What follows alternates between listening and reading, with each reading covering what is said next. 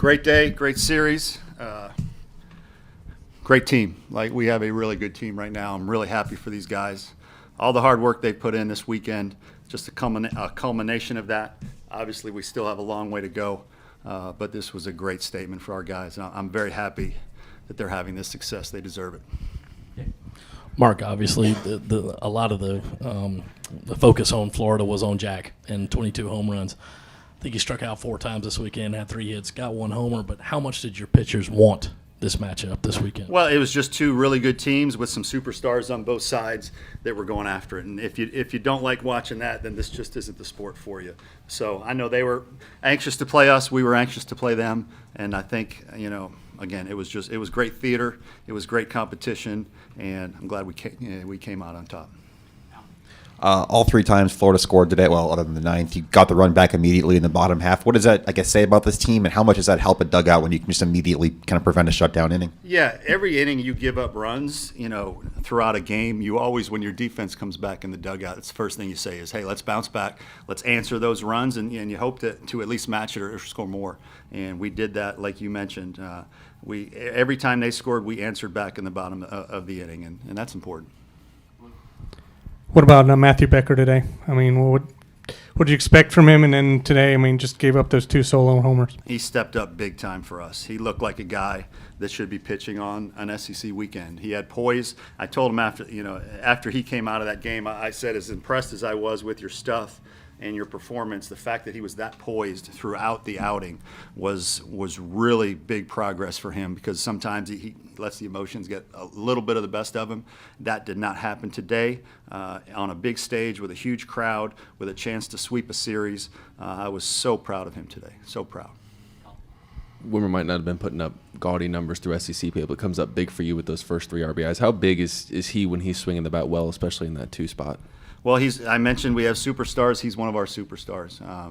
When you get that kind of offensive production and that kind of range at shortstop, he's a superstar. And so I'm so glad he came back this year. I'm glad he's getting the success and the rewards that he hoped to get by coming back. And, again, he's a big part of what we do, and very, very happy for him and happy for us. Florida only had, I believe, 1 multi-run inning this weekend, one of the SEC's and nation's best offenses. Do y'all set goals on what y'all feel like y'all can do as a pitching staff going into a weekend? And could you expect something like that to be able, for your pitching staff to be able to hold that offense down like that? I wouldn't say we necessarily just set goals and say, we want to only give up 1 run or 2 runs. It's just you try to make pitches and prevent the other team from scoring every time you get a chance. What I would say to that is it kind of reminds me of preseason, when we were talking and, a lot of people were trying to figure out what kind of offense do we have. Are we going to be able to score runs? What, in hindsight, you look back and say is, maybe our hitters were being neutralized a little bit by a really good pitching staff, which in hindsight, that's exactly what was happening. We have the best ERA in the SEC right now, and it turns out our hitters from facing that all fall, all spring have really benefited from that. So, again, I just think our guys are doing what we think they can do. We've recruited some talented guys. Coach Parker does an incredible job with our pitchers, and when you combine those 2 things, you get a really, really good pitching staff. What can you say about Michael Braswell, and does he pretty much personify what this team and what this season has been about for you to this point? Ups and downs, right? He's had ups and downs. We've had some ups and downs. But yet he played really well today. He played really well all weekend, offensively and defensively. So, look, we keep talking about it. He's learned how to be a little bit more gritty and just those little things that it takes to be part of a very successful team. And I'm proud of him. I'm proud of all of our guys. But he has grown this year. He has experienced a lot of growth on and off the field. So, obviously long way to go there too, as with all of us. But he's a big part of this weekend for sure. Hey, Mark, it's been since 2018 since Florida has picked up a win here at Founders Park. How gratifying was it to keep that trend going? And why is it so tough to win here in your perspective, with you guys being 24-1 at Founders this year? Well, you combine a great team with a great environment and great fan support. You put all those things together, and it's really hard to come in here as a visitor to try to beat us. And again, not going to ever take that for granted. We're going to continue to work hard as a team to be the best we can be. Continue to thank the fans for coming out and making this environment what it was this weekend, and hopefully that only continues to grow with the momentum. But when you can pitch, when you play really good defense, which we did all weekend, and you can bang the ball like we bang the ball, and you put them in that environment, I mean, it's a hard place to win. You know, nothing will ever be guaranteed, but it's kind of how you draw it up. Mark, you've talked about this team's confidence and kind of even-keeledness all year, but you just swept the number 3 team in the country. Do you want them to celebrate a little? Do you want them to not forget it's like, hey, this is fun, and there are other games, but you maybe can't just treat this one like the next? Look, I want our guys having fun, absolutely.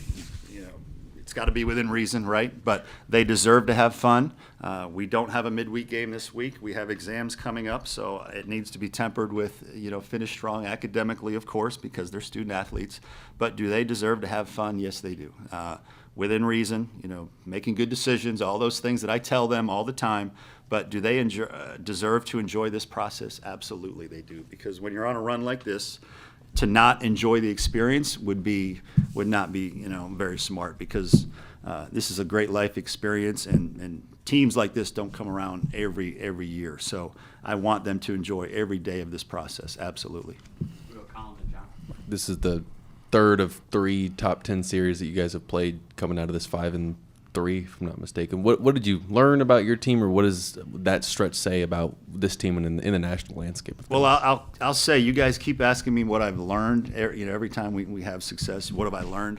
I think I just keep getting, you know, things confirmed, that we think we have really good pitching, confirmed. We think we can really hit, confirmed. That's what I think. Every time we get a chance to play a really good opponent, we're showing up, and I just see it consistently. So hopefully that continues. Usually when you're hot, you want to get right back on the field. You mentioned no midweek game this week. Is it a blessing to not have a midweek game, considering you've got so many guys banged up? It gives them a little more time off, or how do you view that?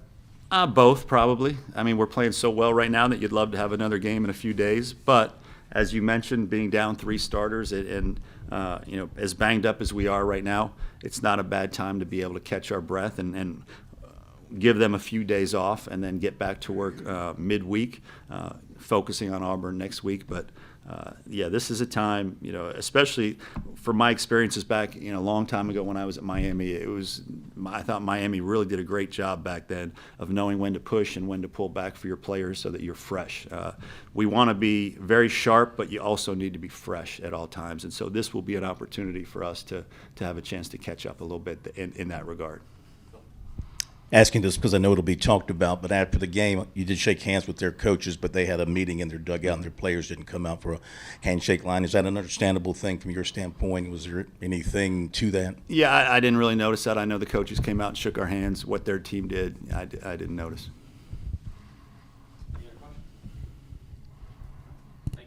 Okay, thank you.